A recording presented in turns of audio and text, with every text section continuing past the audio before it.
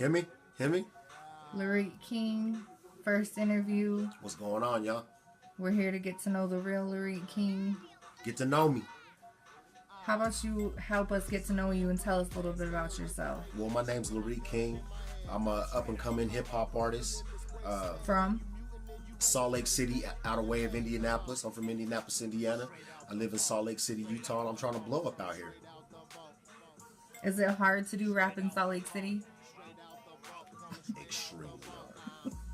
Like, this is like, it ain't even no joke, man. Like, but at the same time, if someone can do it, they're gonna be the man.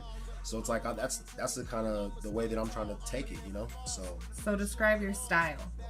My style's Lyrique King. Like, I feel like I'm original and I have my own style.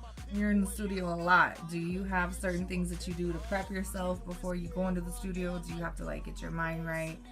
Do you prepare yourself, or are you just free? Well, it's funny. It's funny because I used to smoke weed before I went into the studio, but then I realized that I'm better off being sober when I go into the studio. For real.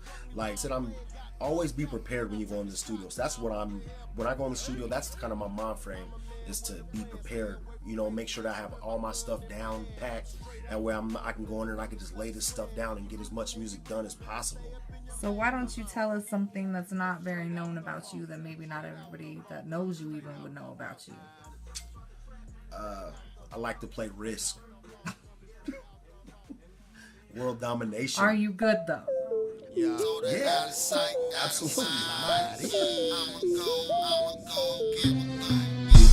They all up in the way talking about no money, tell them swerve, swerve. She acted like she all that, look at that bitch, be like swerve, swerve. They spreading rumors, got your name in mouth, fuck what they heard. Worry about yourself, get up in the streets and try to flip a bird. So why do you do what you do? I do it for my family, man.